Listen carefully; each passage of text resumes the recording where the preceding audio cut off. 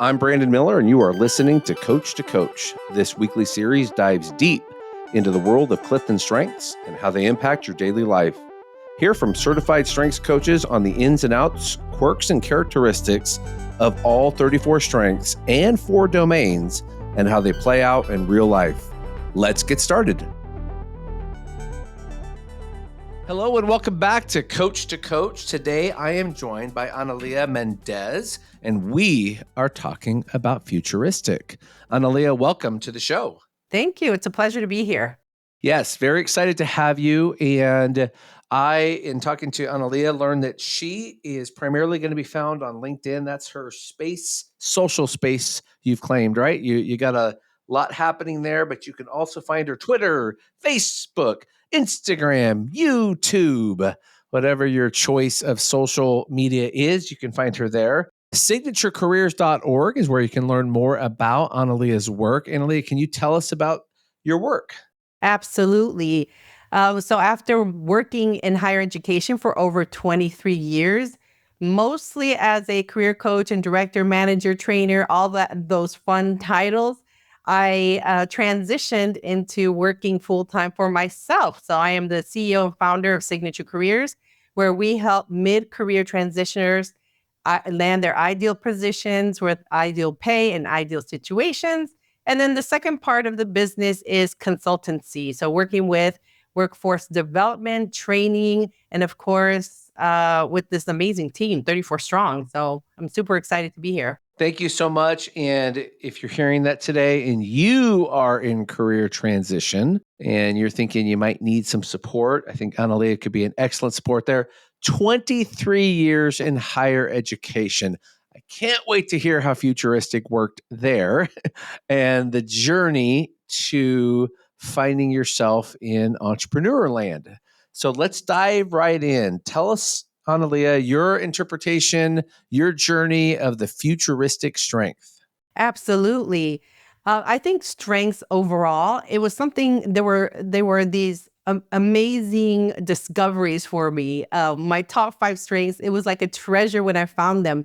I knew I had these amazing strengths throughout my career, and I knew I could get things done quickly, and I could visualize, and I could plan ahead, but I didn't understand and didn't have the name to put to it, right? So when I found out, okay, I call this futuristic and it's my number one.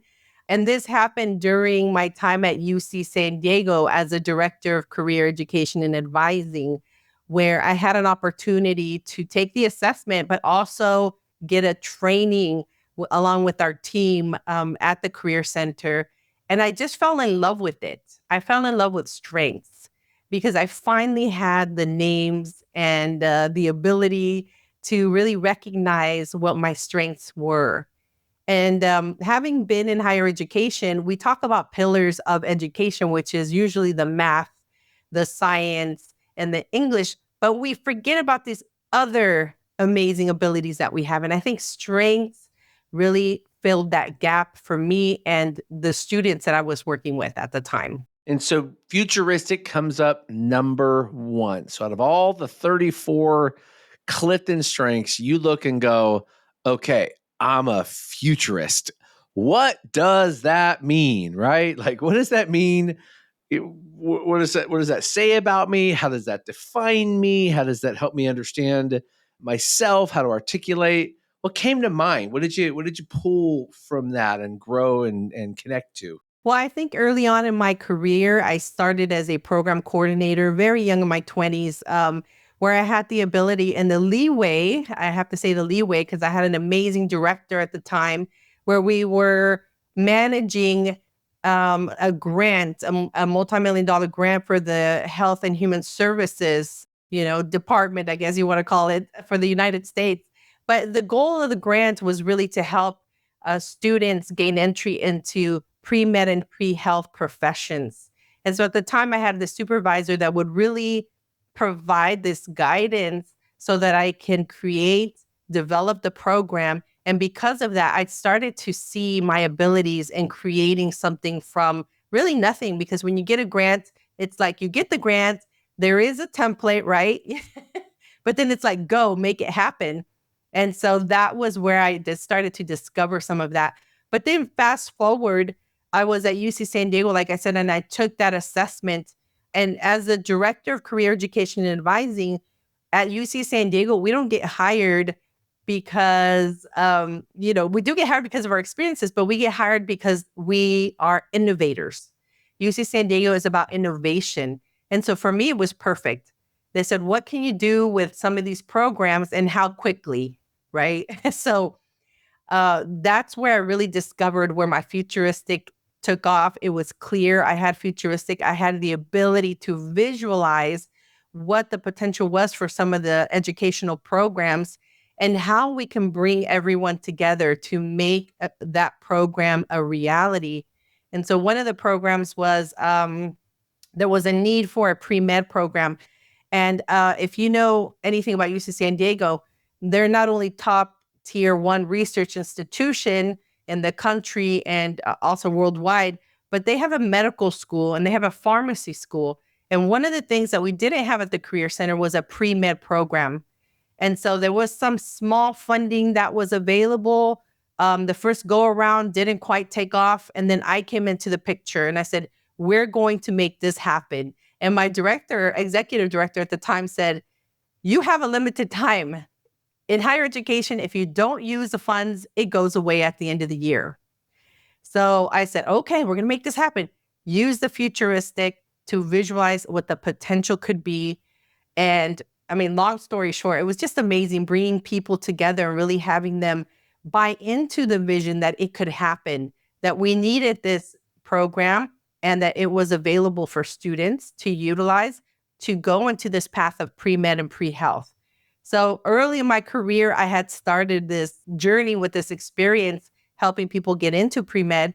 But then at UC San Diego, I had all the ability and all the, I guess, the power basically to move something forward in a big way across the campus. And so today, HealthBeat still exists today. And we've, we helped tons of students get into medical school.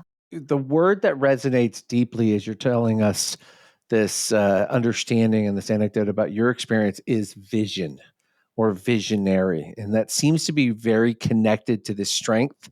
On a deep level, I think those of us who have worked with this assessment, who know it, you see this futuristic ability to forecast and to see what could be before it is. And then even in some cases, seeing how to get there. Here's the vision. Here's what we see, and here's how we get there. And I've also heard this, and I want to ask this question, that in some cases, futuristic can even forecast what will happen. So there's a forecasting ability to say, this is where this is going to go. This is how this is going to turn out. And I'm curious if you've experienced some of that in your version, that forecasting ability. Absolutely. I always say, Brandon, I don't have a crystal ball, but I'm about 90%, 98% of the time correct. Okay. So it's up to you if you want to listen to me. Absolutely. That is true. In 2019 at UC San Diego, I began to see that there was a need for Zoom meetings and Zoom coaching. And so part of what we did that summer of 2019 is I started to train my coaches how to utilize this system that we all know and we all love. Well, some of us do, right? And so we started using and training the coaches so that they can utilize it to coach students, because I saw that students were no longer coming into the career center to get coaching. Some of them preferred to just get the coaching via text, via phone. And so there was a change in that trend there. So I had to pay attention to that. And I said, we're training everybody. Some of the coaches were super excited. Others were not so happy. Okay. So I could truly say that I'm the first to jump on the bandwagon with all the new technology. I love accessing new technology. I'm actually taking an AI course by this gentleman named Nicholas, who used to work for Google, and learning everything about AI and already implementing it into my coaching. But back to the story, I trained everyone and I said, not only are you going to get trained, we're going to implement Zoom and we're going to include it in our database management system, our customer service management system, so that students can just book appointments online, and then we're going to automatically send a link to them. So everything was operationalized. Then I worked with the marketing team for the university that used to work with us. And I said, hey, this is going to be an online program. We're launching it 2019, and it's going to be in the fall. And we're also going to train and get recruiters involved to recruit students online and interview them online. Well, of course, fast forward everything. When everything shut down, my boss calls me and he says, are we ready to go? And I was like, we've been doing this. All you have to do is flip the switch. Boom, it was done. It was such a smooth transition for us. I am so blown away right now. And the only thing that would have made this story better is if you told me you put $10,000 in Zoom stock in I wish. 2019, because oh my goodness, our whole world goes, we're all Zoomers, right? All of a sudden we're all Zoomers. The foresight, the ability for you to get ahead of the curve captures this strength so well. It is one that I've heard people use these terms, that ability to forecast, to foresee. I've heard it referred to as even prophetic or prophecy, that they can tell what's ahead. And if you heard Analia today say, you might want to listen because I'm about 90% right when I do this. And that's a big part, because there is an intuition here, right? It's connecting. I can see where the trend is going, even though I may not be sitting here pondering it. I can just tell and follow trends and follow signs. As you said, students weren't coming in. It seems that this is the way it's moving. Now, if you could have foretold a global pandemic, that would have been pretty wild. But, here we are, 6-9 months later, and hey, everybody, we're on Zoom now. Everything's here. That's awesome. If you were telling someone, Annalie, if you're saying, one of those people that you work with for career, let's use that as a good example, and someone that's thinking, how can I use my Futuristic to help me in my job? How does this actually work in the real? Because the goal of these 34 strengths is to grow in us raw talent into world-class strength, which I like to say is the ability to perform with excellence again and again and again, sustained excellence. So somebody's coming to you, how do I use this? In my job, how am I marketable? What does this strength do for me? What do you tell them? I'm definitely strength-based when it comes to coaching. And I think that was something that was missing from my practice. So I opened up my company when I was transitioning with my husband through his military career. And I was moving. I founded my company because I saw a need with military transitioners. As you know, it's still a huge need. But what I noticed is that there was something missing with the coaching. And that's the strengths piece was the one that I felt was missing. I had worked with Holland Code. I had worked with Myers-Briggs, the strong interest inventory. But this one, I just felt like it hit so many parts of the person. It wasn't just one area or the other. It was the whole person. So as a strengths-based coach, we start with the strengths, and then we integrate the strengths through the process of coaching. So if it's a talent that they're not necessarily aware of, whether it's activator or connectedness, we have deeper conversations about what that is. And I like to say I visit the past, the present, and the future.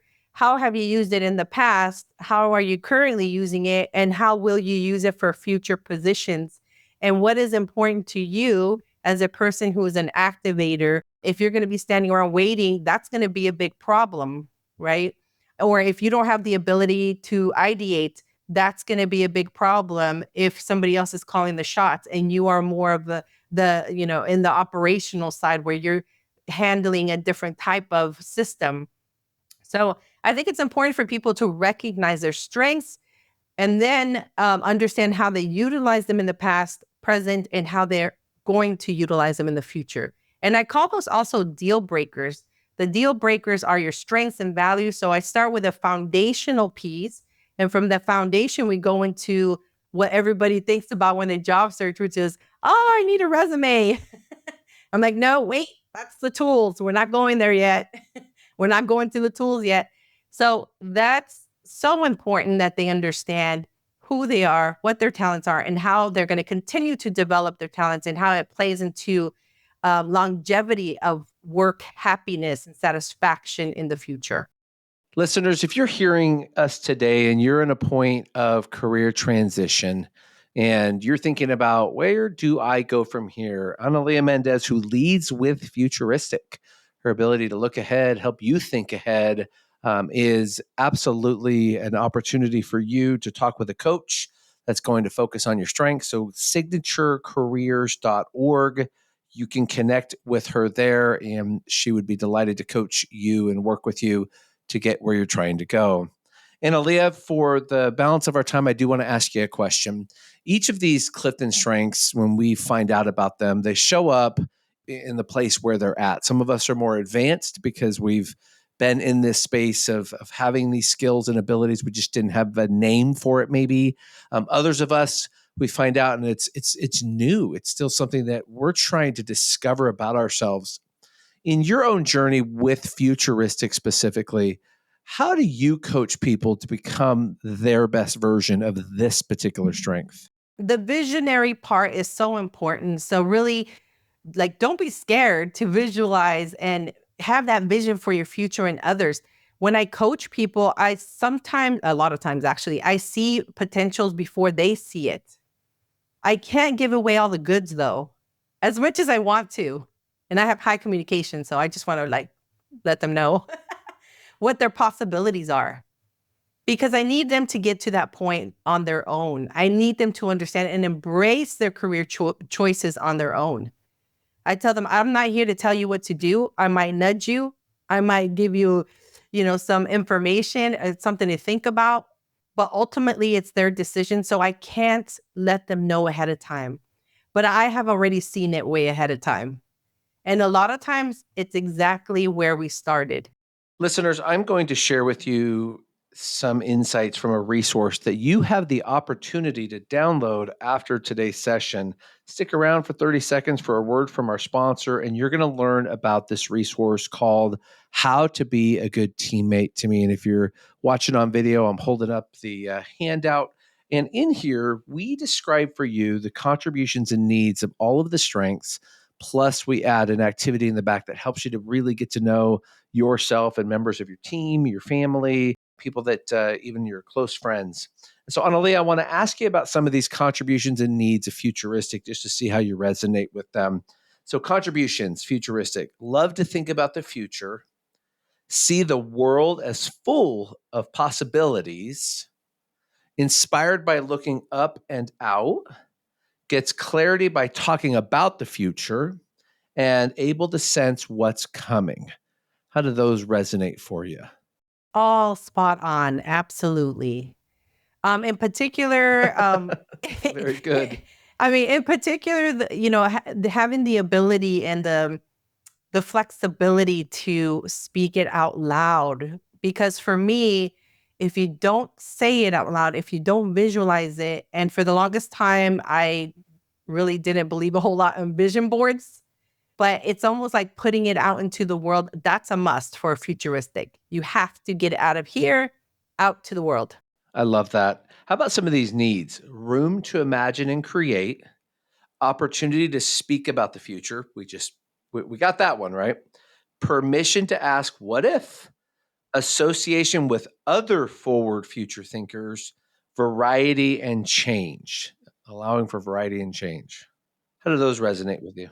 I think the positions that I held historically at universities had almost every single one of those components. I was pretty much free to explore, reimagine, reinvent, and try it out. So having the space, time needed in order to make something a reality was really important in every position. I had one position where things kind of changed. And the moment that happened, I felt suffocated because I was no longer free to explore, create, and develop. Oh, that's so good because when our strengths are being allowed to show up and validated for their contribution, but also being recognized for what they need. They need to be able to breathe. They need to be able to express and grow. When those conditions are both not met, it can be stifling. It can actually create a dissonance, create a disengagement away from the experience because what naturally lives in me, these patterns of behavior that most of us didn't pick. When something shows up number one, it's very likely core. It wasn't selected. It wasn't thought about ahead of time. It came with the packaging. It was part of the built-in process. As Dr. Donald Clifton used to say, God given. These were just given. And I appreciate you sharing with us today your journey with Futuristic. And so again, listeners, Analia Mendez, signaturecareers.org. You can find her on LinkedIn and all other social channels. Analia, thank you so much for joining us today. Such a wealth of knowledge about Futuristic. And again, listeners, if you are in a career transition, signaturecareers.org, an excellent place to go. And if you hang tight afterwards today, listeners, you'll have a 30-second word from our sponsor, How to Be a Good Teammate to Me. You can get that download and do some discovery and growth on yourself. Analia, thank you so much for joining us today. It's my pleasure, Brandon. My pleasure. Thank you for tuning in to the Strengths Whisperer Coach to Coach. Please feel free to reach out to Brandon to partner with 34 Strong for collaboration opportunities to serve your employees or clients together. If you are a strengths coach, lead a strengths-based team, or are a fan of strength, we invite you to receive our complimentary resource, How to Be a Good Teammate to Me, Understanding My Contributions and Needs. Email Brandon_Miller at 34strong.com to connect, and he will gladly share this resource that will continue to unlock the power of strength.